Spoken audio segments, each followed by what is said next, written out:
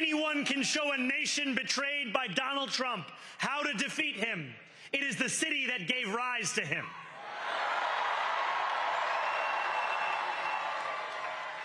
And if there is any way to terrify a despot, it is by dismantling the very conditions that allowed him to accumulate power. This is not only how we stop Trump, it's how we stop the next one.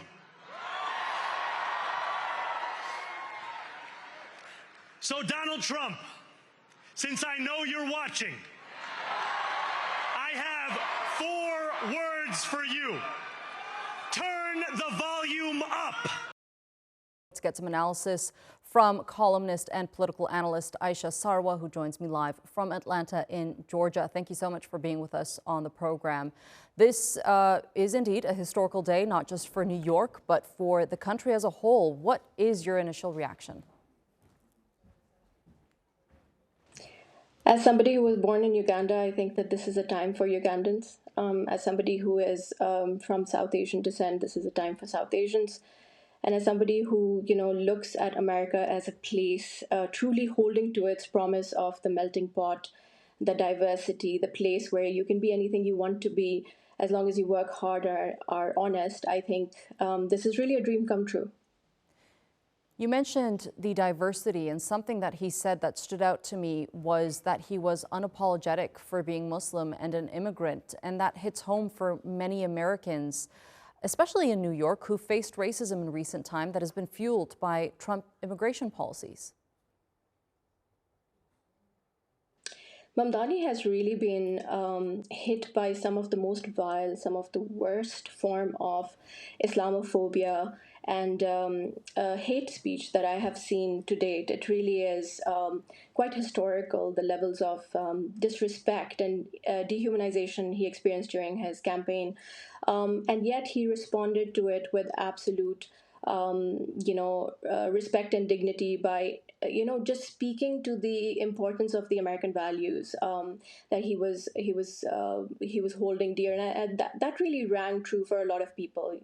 Instead of telling his opponents what they are or what they're not, he really told his constituency, those who believe in a just society, to come out and vote, and really gave people their voice back. People who are targeted for wearing the hijab, or people who are targeted for simply where they came from.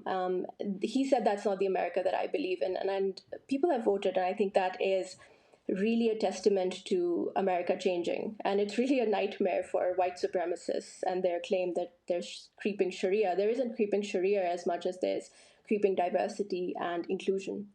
Indeed, and I want to shed some light on what this means now for the position of the Democrats, because we are seeing them make certain gains, significant gains in other states as well, as elections were underway, both in Virginia and New Jersey.